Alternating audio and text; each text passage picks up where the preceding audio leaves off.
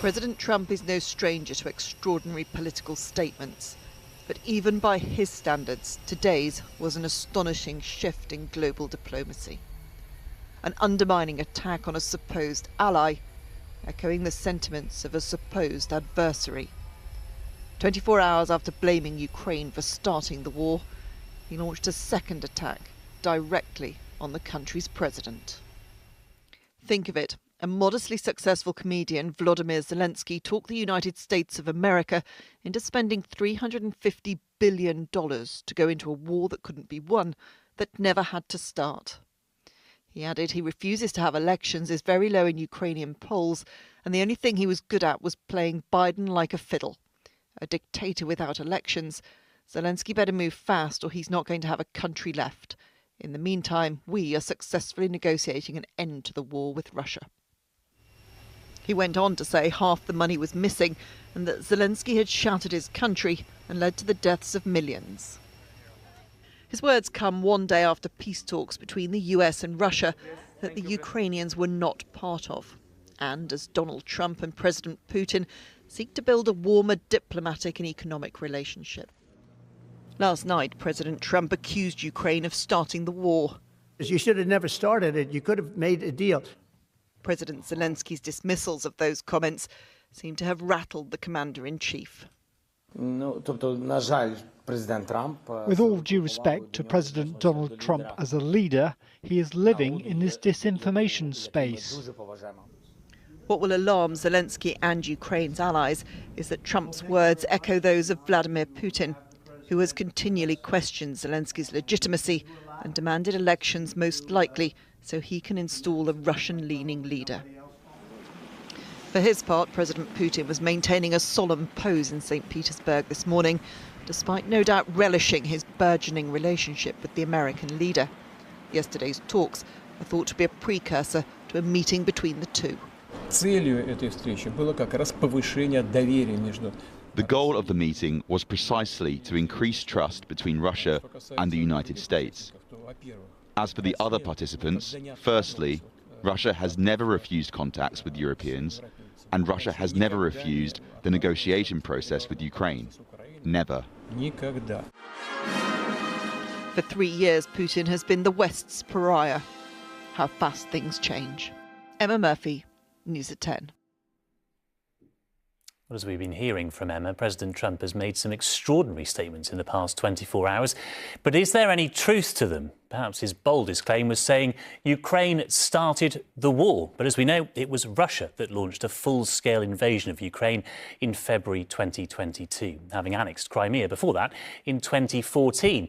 Trump also called Zelensky a dictator in power without an election. But Ukraine has been under martial law since the Russian invasion, so elections are suspended. The same happened here during the Second World War.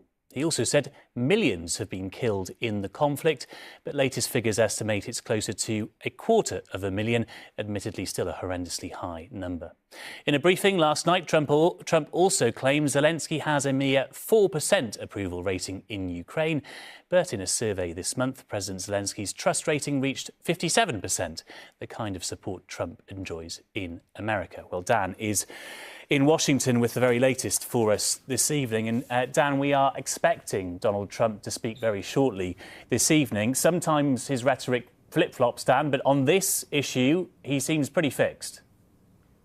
Yeah, I think it's worth remembering, Paul, that this wasn't the result of a sort of off-the-cuff comment to a question. This was a deliberately written post on his Truth social media platform. He must have weighed the words somewhat before he wrote them and known the effect that they would have. This really the latest salvo, as you've set out in this war of words with President Zelensky. Look, all the way through the election, he's promised to try and get a deal on Ukraine. And it does feel at the moment that he is prioritising speed over substance to get that deal over the line. And this is made all the more awkward because his envoy for Russia and Ukraine, Keith Kellogg, is in Kyiv right now and is due to have a meeting with President Zelensky tomorrow. In terms of the reaction, well, unsurprisingly, Democrats here have been much more outspoken since that Truth post was made by President Trump earlier on. We've heard from from one prominent Democrat, Senator Dick Durbin from Illinois, who said Trump is a pushover for Putin. In terms of the Republicans, they've been much more muted, concentrating their fire on President Putin instead. We've heard from Roger Whittaker from Mississippi saying Putin is a war criminal who should be in jail if not executed. As you say, we're about to hear from President Trump at a conference in Miami. It'll be interesting to hear if he does double down on his criticism of President Zelensky. But it feels like we're witnessing this whole fracturing of Western unity over Ukraine, and it's happening far quicker than anyone dared to predict. OK, Dan in Washington for now. Thank you very much indeed. And let's return to Emma too, who's here with me in the studio. So this extraordinary exchange again today. Emma, world leaders have been reacting to this tonight as they scramble to try and meet with President Trump before he meets with Vladimir Putin. What have they been saying? Well, we've heard from Keir Starmer this evening basically saying that he's been on the phone to President Zelensky after those comments were made by President Trump. And it was a call that was basically to reaffirm his support, to acknowledge that President Zelensky is in UK and European eyes the democratically elected president of Ukraine, that he needs help to try and resolve this situation, to get peace in the country. And it would be better if all people work together. And he also referenced the fact that during World War II, there were no elections in this country as a result of the state of war. And he has likened that to the situation that Ukraine's in.